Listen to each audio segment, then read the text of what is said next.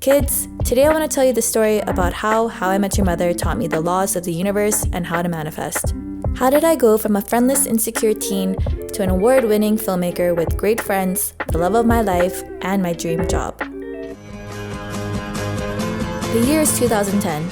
I had the crappiest freshman year of my life, and How I Met Your Mother was the show to watch.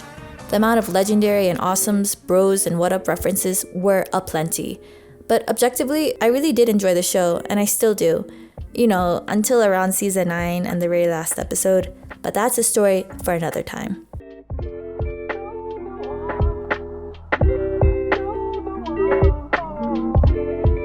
Anyways, I started taking the story about Ted Mosby's search for his one true love very seriously. The lessons Ted goes through in almost every episode, the weird rules that actually made a lot of sense from Barney, and the relationship I saw as a gold standard through Marshall and Lily made sophomore year a little better. And there was a lot I was learning without realizing it. These are some of the things How I Met Your Mother taught me about the laws of attraction, the universe, and manifestation that I unknowingly was practicing for more than a decade, and how I manifested my dream life. Ted, Marshall, and Lily are the real believers, and what I learned from them is firstly, you gotta believe and you gotta know what you want. This is so important. Once you know what you want, you have to believe in it with all your heart that it's gonna happen for you. You can't be ashamed or embarrassed of it. Be fearless. For Ted, his main goal in the series was to find his one true love. And no matter how much he was teased, ridiculed, or embarrassed, he kept the dream of finding his soulmate alive. This has been evident throughout every season of the show. Look at Marshall and Lily. They are truly soulmates, and maybe a part of it is because they believe in it. For some unknown reason, I felt drawn to room 110. As if she knew that someone very special was behind that door. And as fate would have it, that someone was Marshall.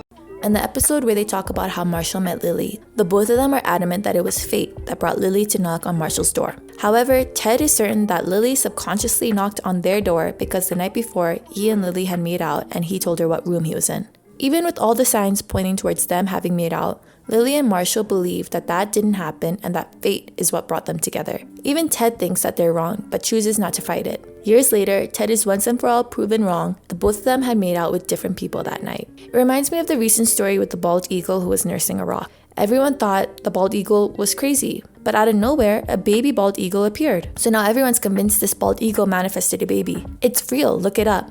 And just like that story, I think Lily and Marshall, they both believe and manifested that they are each other's soulmates. Robin is a good example of this in only one aspect of her life, her career. She always knew she wanted to be a serious journalist, and although at the start she was doing all these fluff pieces that wasn't what she had envisioned for herself, she worked towards that goal till it became a reality for her. However, Robin does not apply this to other aspects of her life. Compared to Ted, Marshall, and Lily, Robin is the skeptic. So grounded in reality, she doesn't realize that she could actually create her own reality if she would just believe in it. It's my ex-husband hitting on slutty cops right in front of me, and it's the guy I probably should have ended up with the beautiful mother of his child. Out of the 5 characters, Robin has it the toughest, so closed off from the good the universe can provide. We see her struggling in many aspects, mostly pertaining to her relationships. So use the following tips, not just for one thing, but for all aspects of your life. Don't close yourself off from all the wonderful things that can happen to you. Secondly, you have to work for it. Be the person who is deserving of these amazing things. You have to be ready to receive what you want from the universe. In season 3, Ted makes a string of bad decisions while out with Barney at a St. Paddy's Day party. He later states that the mother was at the same party, but thankfully they didn't meet because he was not the version he needed to be. She most likely wouldn't have even liked Ted at that point. So if you want something, become the person who deserves it. Third, always believe the universe has your back.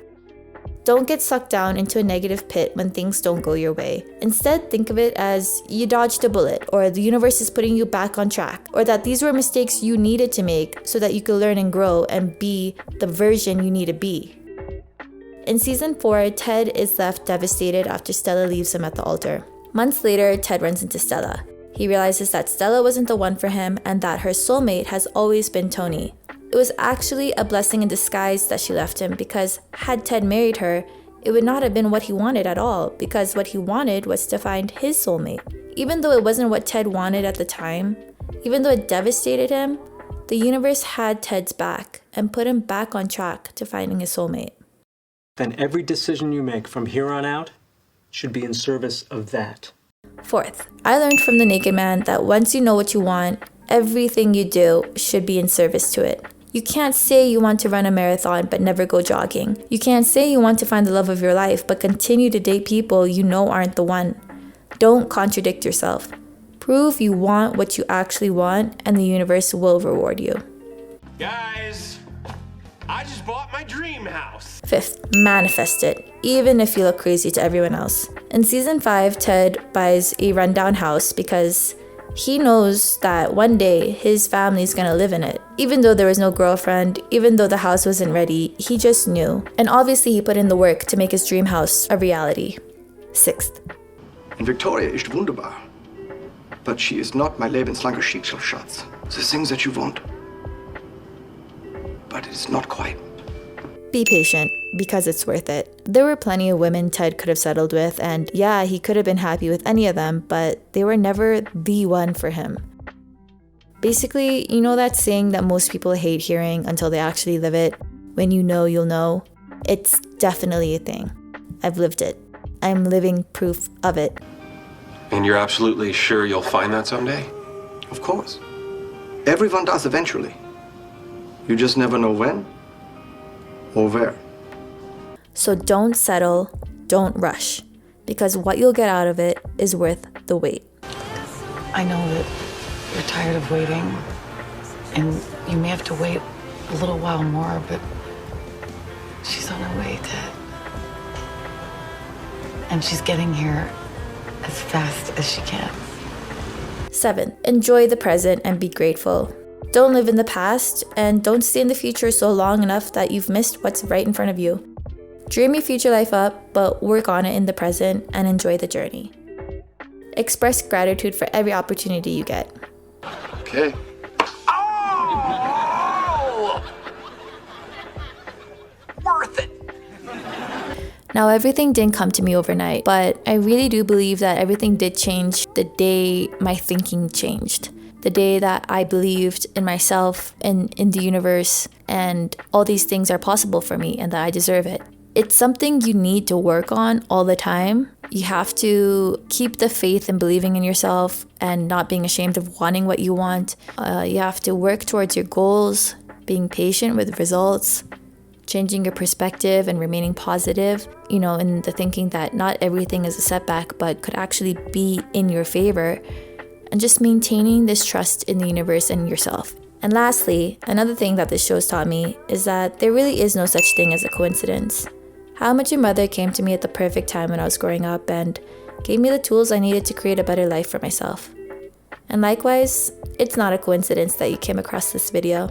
This is Silver Screen Freak, and I'll see you next time. Bye! Yeah, look around. The universe is mysterious and awesome.